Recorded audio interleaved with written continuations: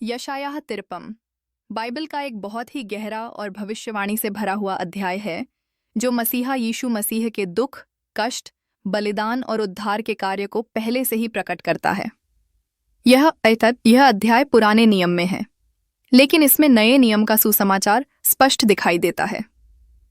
इसमें हमें पता चलता है कि परमेश्वर का चुना हुआ सेवक लोगों के पापों के लिए दुख उठाएगा, उसे अस्वीकार किया जाएगा और उसके द्वारा उद्धार का मार्ग तैयार होगा। अध्याय की शुरुआत होती है इस प्रश्न से कि हमारे संदेश पर किसने विश्वास किया और यहोवा का भुजबल किस पर प्रकट हुआ। इसका अर्थ है कि परमेश्वर के वचन और उसकी योजना पर बहुत कम लोग विश्वास करेंगे। जब मसीह इस संसार में आएंगे तो लोग उनकी विनम्रता और सरलता को देखकर उन्हें नहीं पहचानेंगे। वे किसी बड़े राजा की तरह महिमा और ऐश्वर्य के साथ नहीं आएंगे, बल्कि दीन और नम्र सेवक के रूप में जन्म लेंगे। यहाँ यह भी बताया गया है कि वे एक कोमल पौधे के समान बढ़ेंगे और उनकी सूरत ऐसी न होगी कि लोग उन्हें देखकर आकर्षित हों। इसका मतलब है कि यीशु का जीवन साधारण मनुष्य जैसा होगा, उनमें कोई बाहरी सुंदरता या राजसी ठाठ बाट नहीं होगा। यही कारण है कि लोग उन्हें तुच्छ समझेंगे और अस्वीकार करेंगे। आगे लिखा है कि वे अपमानित होंगे और दुखों के आदमी कहलाएंगे। इसका अर्थ है कि मसीहा का जीवन कठिनाइयों, दर्द और अस्वीकार से भरा होगा। लोग उन्हें तुच्छ समझकर उनसे मुंह फेर लेंगे, मानवता के पापों का बोझ उठाएंगे और इस संसार के दुखों को अपने ऊपर लेंगे। फिर लिखा है कि निश्चय उसने हमारे ही दुख उठाए और हमारे ही शोक को सहा, परंतु हमने उसको परमेश्वर का मारा कूटा और दुखी ठहराया। यहां हमें समझना चाहिए कि यीशु ने हमारे पापों और गलतियों का दंड स्वयं अपने ऊपर ले लिया। लोगों ने सोचा कि शायद वे अपने ही पापों के कारण दुख झेल रहे हैं, पर सच्चाई यह थी कि वे दूसरों के लिए बलिदान हो रहे थे। 5वें पद में लिखा है कि परंतु वह हमारे ही अपराधों के कारण घायल किया गया और हमारे ही अधर्म के कामों के कारण कुचला गया। यह वचन स्पष्ट करता है कि यीशु का बलिदान हमारे लिए था। उनकी कोड़े खाने से हमें चंगा किया गया और उनकी मृत्यु से हमें उद्धार मिला। यहाँ बलिदान का रहस्य खुलता है कि पापी मनुष्य का दंड मसीह ने सहा ताकि हम परमेश्वर के सामने धर्मी ठहर सकें। 6वें पद में लिखा है कि हम सब भेड़ों के समान भटक गए थे, हर एक ने अपनी ही राह ली, तो भी यहोवा ने हम सब के अधर्म का बोझ उसी पर लाद दिया। इसका मतलब है कि सारे संसार के पाप और अधर्म यीशु पर डाल दिए गए। हम सब भटके हुए और खोए हुए थे, पर परमेश्वर ने अपने पुत्र को भेजकर हमें सही मार्ग पर लाने का कार्य किया। फिर लिखा है कि जब उसे सताया गया तब भी उसने मुंह नहीं खोला। जैसे भेड़ अपने कतरने वालों के सामने चुप रहती है, वैसे ही उसने अपने दुख सहन किए।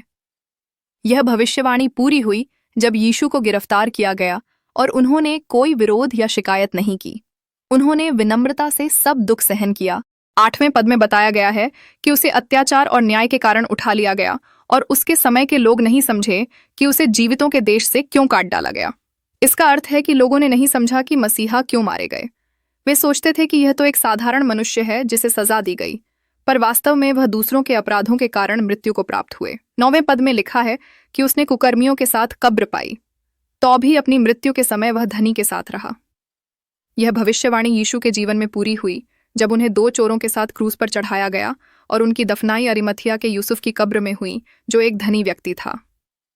10वें पद में लिखा है कि यहोवा को अच्छा लगा कि उसे कुचले और उसे पीड़ा दे। यह सुनने में अजीब लगता है कि परमेश्वर को अपने पुत्र का कष्ट अच्छा लगा, पर असल में यह परमेश्वर की उद्धार की योजना थी। यीशु के बलिदान से अनेक लोग धर्मी ठहरेंगे और उद्धार पाएंगे। यह परमेश्वर की इच्छा थी कि एक का बलिदान होकर सबका उद्धार हो। 11वें पद में कहा गया है कि मेरे धर्मी दास अपने ज्ञान के द्वारा बहुतों को धर्मी ठहराएगा और उनके अधर्म का बोझ उठाएगा। इसका मतलब है कि यीशु मसीह की मृत्यु और पुनरुत्थान के द्वारा हम धर्मी ठहरते हैं। वे ही एकमात्र हैं जो पापों को क्षमा कर सकते हैं और मनुष्य को परमेश्वर से मेल करा सकते हैं। 12वें पद में लिखा है कि इसीलिए मैं उसको महानों के साथ भाग दूंगा और वह बलवानों के साथ लूट बांटेगा, क्योंकि उसने अपना प्राण मृत्यु तक उंडेल दिया और अपराधियों के साथ गिना गया, तो भी उसने बहुतों के पाप उठा लिए और अपराधियों के लिए विनती की। यह भविष्यवाणी भी पूरी हुई जब यीशु ने क्रूस पर लटकते हुए कहा कि हे पिता, इन्हें क्षमा कर, क्योंकि ये नहीं जानते कि ये क्या कर रहे हैं।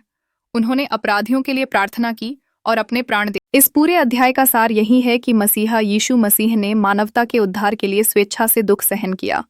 वे बिना किसी पाप के थे, फिर भी उन्होंने पापियों का दंड अपने ऊपर ले लिया। यह प्रेम और बलिदान का सबसे बड़ा उदाहरण है। यशायाह 53 में जो कुछ लिखा गया था वह पूरी तरह यीशु मसीह के जीवन, मृत्यु और पुनरुत्थान में पूरा हुआ। यह अध्याय हमें सिखाता है कि परमेश्वर की योजना मनुष्य की समझ से परे है। लोग सोचते थे कि मसीहा एक शक्तिशाली राजा बनकर आएगा और सब शत्रुओं को नाश करेगा, पर परमेश्वर की योजना अलग थी। मसीहा पहले एक सेवक के रूप में आकर पाप और मृत्यु पर विजय पाएगा और बाद में महिमा में लौटेगा। यशायाह 53 का हर शब्द यह दिखाता है कि परमेश्वर ने हमसे कितना प्रेम किया।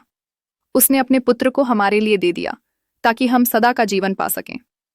जब हम इस अध्याय को पढ़ते हैं तो हमें यह समझना चाहिए कि हमारा उद्धार केवल यीशु मसीह में है और उनका बलिदान हमारे